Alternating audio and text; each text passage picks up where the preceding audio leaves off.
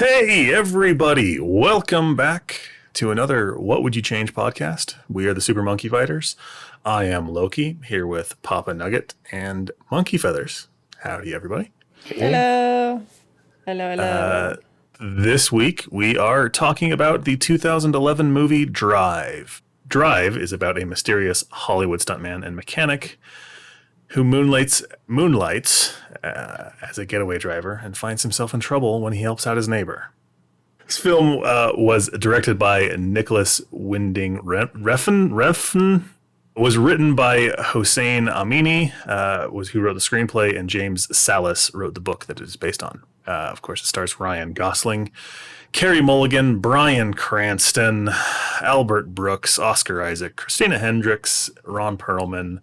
Caden Leos plays Benicio, who is Carey Mulligan and Oscar Isaac's son in the film.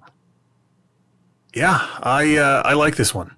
I like just about everything about this one. Not saying it does everything perfect. You know, there's not things I didn't dislike and things I wouldn't necessarily change, but I think this one is a masterclass in filmmaking. Visual storytelling, everything about this lends to telling an amazing story. So I really, really like this one. So Papa Nugget, what did you like about this film? So I like the pacing of the film. It very much, the way that the story was told, it really shows Ryan Gosling's character and how would you say it? Like cool and collected. How well he drives. He is, and how he sees things. He's, as you mentioned, instead of a very chaotic, sporadic, spastic. Yeah. Spastic. Scumbag. Very quick to jump to a decision. It seems like he's very more thoughtful in his decisions. Approach. And so I think it really felt like the movie was in times where there wasn't a lot of action going on. It almost felt like it was just slightly dragging. It was a very slower moving, but then that was kind of contrasted with the kind of the more chaotic action scenes. And I thought that contrast was pretty well done.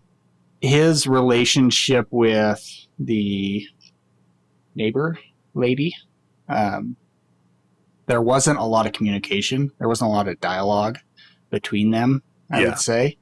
But the acting was done in a way that you could establish that there was a connection there that was more than just That's one thing that stood out in my mind with those scenes.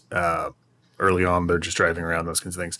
They're not talking. They're not using dialogue to build these connections between. Driver is his name in the movie, and Carey Mulligan and her son.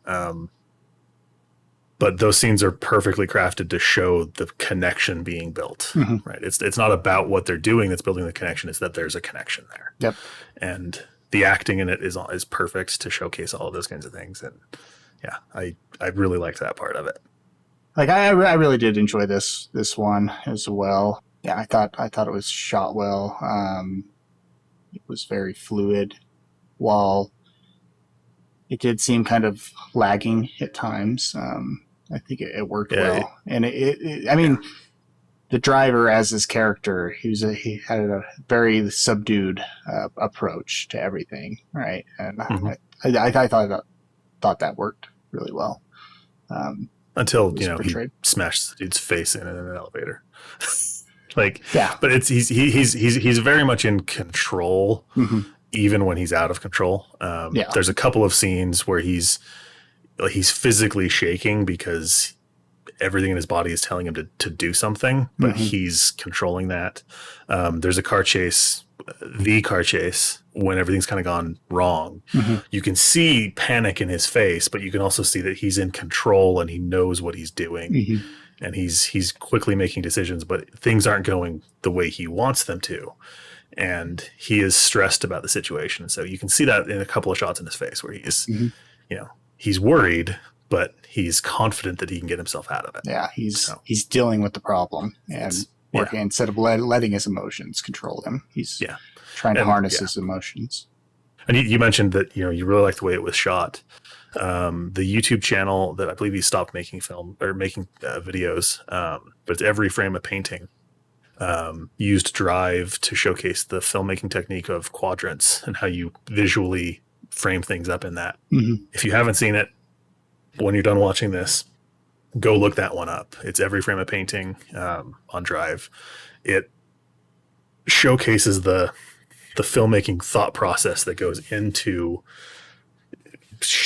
telling a story without using dialogue really well. And if you don't already appreciate this film, I think you'll appreciate it a lot more if you see that. It'll go through a lot of the things that are the reasons why I like this film, where characters are doing things with the purpose of either driving the story forward or building them as a character, building those connections like we talked about earlier. There's the scene where it's Albert Brooks as a mob boss who is terrifying as a mob boss. If you don't know who Albert Brooks is, he is the voice of Nemo's dad, Marlin, in Finding Nemo, as well as a bunch of Simpsons characters and a long career in film and television. He's terrifying as a mob boss. He's not a character you would expect to be, but the scene when the driver and Albert Brooks meet at a racetrack and he's in the stands. So there's a height difference that sets the stage of the power imbalance between the two. And then when the mob boss is reaching his hand out to shake his hand and the driver's response is, "My hands are dirty." And the response back is, "So are mine," to set up that they both have a past, a criminal past kind of a thing. Like these are they set everything up and it's with intent. So and that's all they say. I absolutely love all of those. That's it. Yeah. And that's it. And then the elevator scene is the first time I saw that because I saw this in theaters when it came out, and that was the scene to me that stood out in this movie above everything else. Like it is the memorable scene for me that a lot of movies have those where you always remember that. That was that elevator scene, and it's awesome. So it's funny. This is exactly why I actually chose this movie, because I remember having a conversation with you about Drive probably like 2 or 3 years ago, and you're gushing about the exact same things that you were gushing about then, but I actually wanted you to do it on this podcast. Yeah, So my likes, because I believe we're all in the same boat that we like this movie. This is one, regardless of my usual stance of would I recommend it or not, I like this movie. I would say watch this movie. It's a good movie, whether you're, I guess, studying film, or I can't even say like it's a feel good movie, because there's not really real. not. Yeah, it's not really that. But it's a good movie, so maybe the first half. It's one that I would recommend. And the first thing that I'll say that I liked is I really liked the music and how they incorporated it. Because as I was watching this, when they didn't use it, but as I was watching this, I was thinking, you know what, I kind of like the music. And then the next scene, the music would kick in, and I'd be like, you know what, I really like the music. And then the next scene would kick in, and then I'd be like, all right, I'm writing down, I like the music as one of the things that I like. Because it felt like it fit really well with the story. It wasn't just like a score where someone sat down with an orchestra and composed for the movie. It actually incorporated artists as well to do songs. And so it felt like it really fit for this movie. And the second thing that I will say that I like is the relationship that's built between Irene and Driver, and then as well as Driver and Benicio, because when Oscar Isaac comes in and he gets beaten up, the driver doesn't even go to Oscar Isaac's character. He immediately goes to the kid. Past him to the kid, yeah. And to make sure, essentially, like, are you all right? Are you fine? And it's the protective nature that his own father wasn't giving him. And so the driver was giving it to him. And that it probably a week that this is all spanning in, maybe 2 weeks, maybe a month. But it just kind of goes to show that he really did grow to care for his neighbor as well as her son. And so that was something that I really enjoyed as well, especially when it leads up to the climax where, you know, you talked about the elevator scene where, you know, he does kiss her. And I guess I think it's both for a distraction as well as like he likes her. But then it leads into him beating up the guy in the elevator. It's almost like he didn't want her to, like, if he would just turn around and start just beating the crap out of the guy and killing him, like, to me, it seems like I would be worried about what she would think about him. Well, so he's trying to set the stage, being like, I care about you, like, I have feelings for you. But well, and I think it's kind of this guy. I think it's also kind of to divert attention to it, because I don't imagine probably the guy that he was in the elevator to kill. I think that his guard was let down by the driver kissing Irene to where then he wouldn't have expected the driver to just turn around and start beating the crap out of him. So I think it was kind of a two-way situation. He realizes in that moment that everything's going to be different than what he wants it to be, but he positions her in a way that he can protect her. He's getting himself in between him and her, or him, because he's moving her to the back. He's also, finally making the move because it's what he wants, but he also knows that he's going to destroy the relationship in that moment. Like that he realizes that they know where he lives, they know who he is, they know who she is, and that he's going to have to take drastic measures to make it all happen. And so it's a great scene. Like it sets up everything about that, and then when she steps out horrified and the doors just close, and he's looking at her like, oh crap, like, well, and that this is done now, kind of a thing. So yeah, and that leads into the final thing that I'll say I like about this movie is I like how it was shot, because the first heist getaway scene where he's driving, it takes place in Los Angeles. So he's driving through Los Angeles, and I felt the driving scenes were done really well as how they incorporated slow motion, because it wasn't just, oh, it's a nice thing to do slow motion. It kind of helped play into it, because the big drive, I guess it's the second main drive scene, but the botched heist where he's driving away from the other car, and they're bumper to bumper, front end to front end as they're going. And then he spins the car around, and the bad car hits, I guess, a cone wrong, and then it flips, and it cuts to Christina Hendricks, and you see in the background the car slowly flipping over. Yeah, in the slow-mo there. Scenes like that help tell a story, as well as like him just driving slowly in a car as two other guys are looking at him. It was shot well, and it helps incorporate more to the story. That first scene, without using exposition or dialogue, it sets up his character perfectly. Like, you understand everything about him, how meticulous that he is. He's got the watch there, he's got the police scanner, he's listening to the radio, and you think he's just listening to the ball game kind of a thing.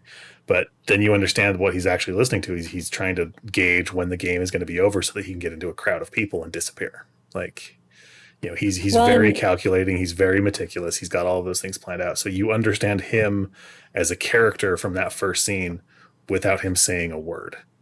Well, and his character really doesn't say anything in the movie. There are some lines here or there, or maybe a word here or there, but this movie really isn't built on dialogue from Irene or from the driver. It's basically just dialogue between the Jewish mob bosses and Bryan Cranston's character. There's a scene where he's walking to his apartment, and she's behind him. He gets to his door, she walks down the hall to hers, he looks at her and then goes into hers, and she looks back at him. Like, everything in that scene is setting up their relationship, and they're doing it visually without, a neighbor being like, oh, somebody's in love, blah, blah, blah. It's like, we don't need to be told. Just show us what's going on, and we'll get it. So let's transition more into dislikes. It did drag a little bit at times for me on this one. Or just held on shots a little bit longer. And the beginning of the film, I really enjoyed it. Like I just love looking at this movie, but towards the end of it, I was just kind of like, yep, he's sitting in his car again. Okay. Like, so that did kind of stand out a little bit to me as maybe a little bit too much. I think it could be maybe cleaned up a little bit. To kind of help some of those scenes tighten them up a little bit. Yeah, like I said, there's not going to be a ton that stands out as negatives to me. I do think characters we haven't talked about. Bryan Cranston is in this, and he plays a man who has had his pelvis broken in the past, and so he has a brace on his leg. And I think he plays like Bryan Cranston is an amazing actor, and I think everybody knows this, but it's not just because of Breaking Bad and the character that he plays there. It's because he can be other characters, the dad in Malcolm in the Middle. And then this is, you really believe that he's this broken down Hollywood stunt coordinator kind of, he's the car mechanic who has access to a bunch of cars. And so Hollywood, rents them from him, those kinds of things. Or the kind of middleman handler of the getaway driver for, small crooks or, medium-sized crooks, I guess. So not that that's negative. The negative I would say is more in Ron Perlman's character. Ron Perlman is fantastic, but there's just something about that character that doesn't, I don't know, it just feels off to me. Like, is he the badass mob boss or is he the kind of skeezy, he is, but there's the scene when they're all in the shop and there's I think it's a Corvette that he's looking at. He's just, the way that he says that, where he has like a weird lisp when he says it, and he's like, the pussy wagon. And you're just like, just weird, just kind of maybe more out of place than anything with his character. Because every other time he's the Ron Perlman, mob boss kind of guy. So it's still well done. So I really, that was good. So I didn't like the name Standard Gabriel. But it makes for the perfect dad joke. Yeah. Where's Exceptional Gabriel? It took me back to the names in Gone in 60 Seconds. Yeah. These are what screenwriters think people are named, not what they'd actually be named. Like, I don't, it was like, what? What's his name? Standard? Okay. Yeah. It took me out a little bit. Like they could have picked something. And it wasn't less. It wasn't necessarily a nickname because that's how he's announced on the news. Like this is his name, his given name, Standard Gabriel. So that was just weird. Like it took me out of the movie. And I'm like, okay, that's his name. Okay, not. So it was more just it didn't. Yeah, my mind didn't wrap around it immediately. Yeah. Because no one that I know of has a name Standard. You mean it's not a standard name? Yeah. Outside of that, I don't know if there's really a whole lot I would say I don't like. Yeah, it was, I don't know.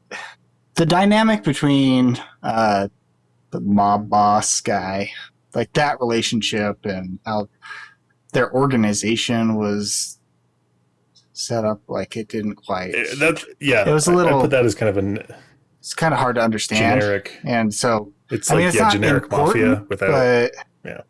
But it was something I was trying to like understand. Like how are these people connected? What's their relationship? And why? Like, because it's almost like, is it like, so we have Albert Brooks' character, which is like the head mob boss, but then Ron Perlman's like middle management type of thing, but then and then Bryan Cranston has a good relationship with Bernie, the Albert Brooks character. Yeah, but then obviously hates Ron Perlman because he's the guy who broke his pelvis.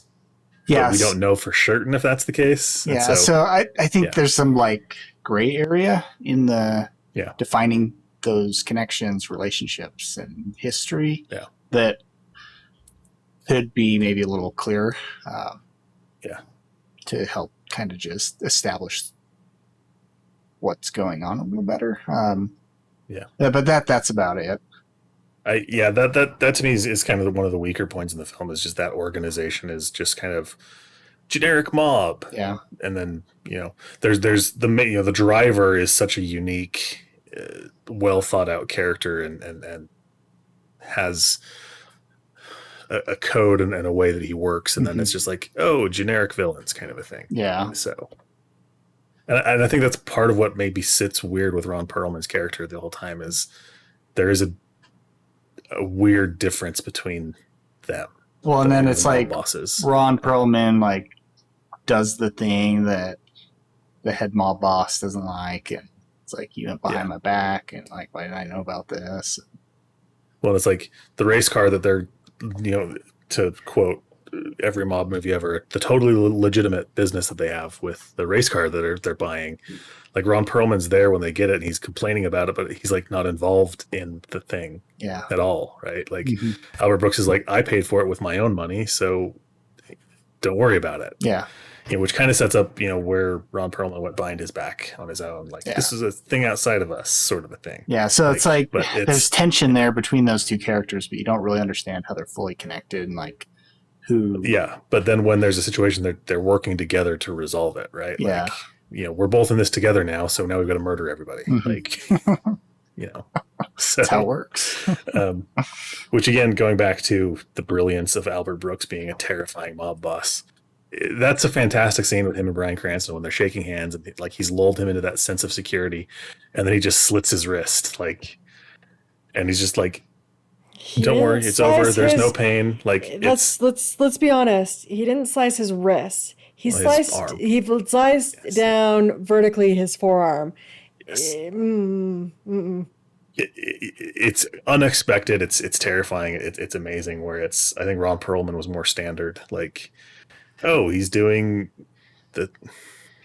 as soon as he's confronted with being killed, he's kind of panicking and trying to run away. Like, he's no longer the badass, and so it's whereas as Albert Brooks was almost as methodical and terrifying as the driver in his approach, so. The thing that I didn't like was the overshowing of the death scenes. Some of them were okay. But the bathroom scene with the shotgun, you don't want to less okay. Slow motion watch a woman's head and skull get torn apart. The scene where he's beating the guy's skull in and it actually crushes under his foot, that's less okay. Yeah. That's something that I would change, is I would dial that back, because you can still get the same point across without having to show the full extent of it, because it's like the scene that you just talked about with Albert Brooks and Bryan Cranston with the slicing down the forearm. Yeah. That one's like relatively fine, and it still gives me the heebie-jeebies about it, but it helps portray, Albert Brooks as like, no, he's a psychopath. It's the scene with his hands are a little dirty. Yeah, it's another scene that I would, relatively tone back. It's when he kills the guy in the fork. Yeah. Well, like the fork, and then the knife, like repeatedly in his neck. Yeah. Like, okay, tone it down. Yeah. So that's the big thing I would change specifically, is the fork. Like, okay, yep, you guys realize that he's a loose end as well, right? They're talking about those loose ends, and they realize that he's that. And then they're in a pizza restaurant, and he grabs a fork and stabs him in the eye, and then goes to get the knife to stab him. And then, like, why, what? Like, why? It's an unnecessary level of violence it's the unnecessary level of violence, because you can still, more specifically, you can still show the same amount of violence, just not essentially do close-ups of it. Because when you see like the knife repeatedly going in his neck, and then you see the actual open wounds of it, it's like, okay, like tone that down. Like, it's okay. Well, it's okay. It crosses that line into like what slasher and horror movies where it's a special effects showcase rather than fitting the story. And so, Yeah. however, the slow-mo one with the shotgun to the head, like I would probably leave that one in. The other ones are the ones I would take out because it's one of those things that takes me out because it's like, this has crossed that line. It's the suspension of disbelief is gone. Like, I know that this is a film at this point in time. Like like these are obvious special effects. They're very well done, but this is where it's crossed that line into movie making rather than, experiencing a film. So yeah, no, I'm on board with you with those ones where, like, it's just, yeah, Tone it down.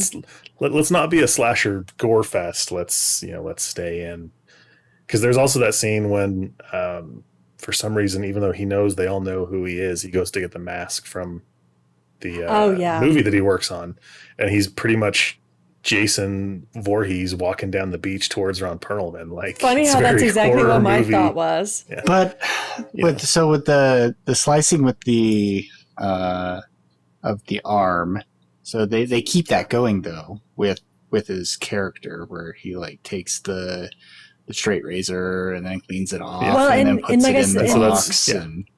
Yeah. Well, and I get that. To me, like I said, you can still get the same effect without having to show in full detail every single stab, every single slice, and like focus on it for good chunks of time. Right. You can do like a far shot. Scene, I think it works because like you're trying to invoke a visceral reaction from the audience about that. If you don't show that, congratulations, then it's gonna. Congratulations, director, you did that. Are we talking about the Bryan Cranston scene or the generic? Yeah, the Bryan Cranston one. I would, with that one, I would almost have. It feels, I remember that scene being a lot longer than it really is, because it's kind of broken up. There's Albert Brooks and Bryan Cranston.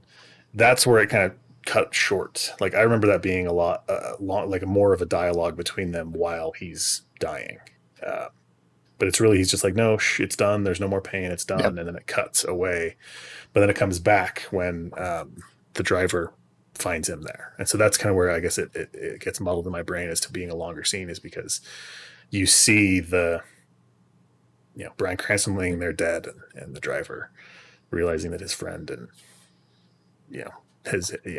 that none of this is going to go the way he wants it to go. So it's another one of those futile realizations that he's got to go to the extreme to take care of things. So, but yeah, I would have kept like that. To me, that scene perfectly encompasses the methodical, creepy mob boss that he is. Whereas the pizza scene with the fork and the multiple stabbing, like, that's kind of the opposite to me. Like, that's psychopath. That's not, I just, you're done. It's over. No pain. We're just, going to go to sleep kind of a thing. Like, that's more terrifying to me than, if it's more of Ron Perlman's character to go over the top and, but it's, so, but yeah. And it just said, it's one of those things that I would just, subtle adjustments, like, and the elevator scene when he smashes the guy's face in, like, it cuts there really quick. Like, it's enough to show you what happened. And even the shotgun, like it's only just a few frames.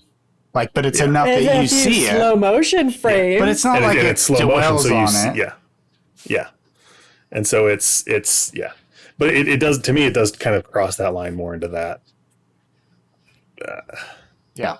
I get it. The showcase of special effects rather than that. So right, and it's not saying that I would take those events out of the film. I would just show them differently.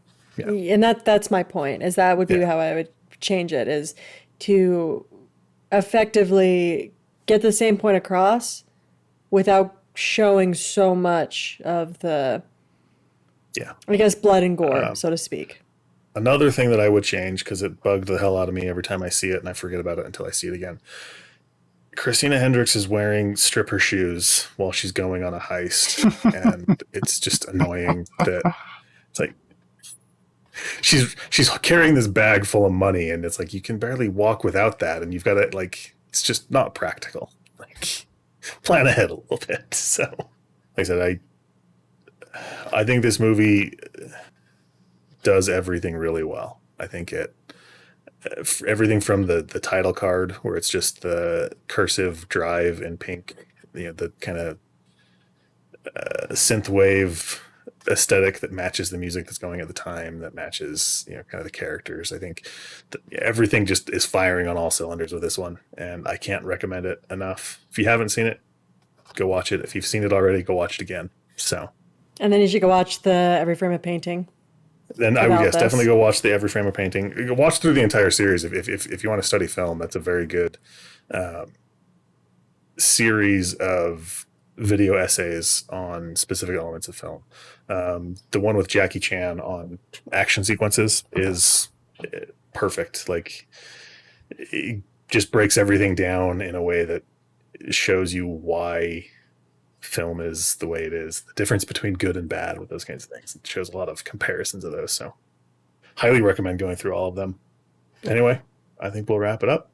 Let us know your comments on Drive, your thoughts. What would you change? Would you keep the gore? Would you take the gore out? Would you... Not necessarily take the gore out, but tone it down. They keep throwing it in, like taking it out, but I'm just thinking toning it down. Specifically the gore and not the situations where they're there. But and let us know what we'll watch, what we should watch next. And we'll probably get around to it. I don't know. We watch movies all the time, so you never know. Anyway, leave your comments, like, subscribe, share with your friends, and we'll catch you in the next one. Adios. See ya.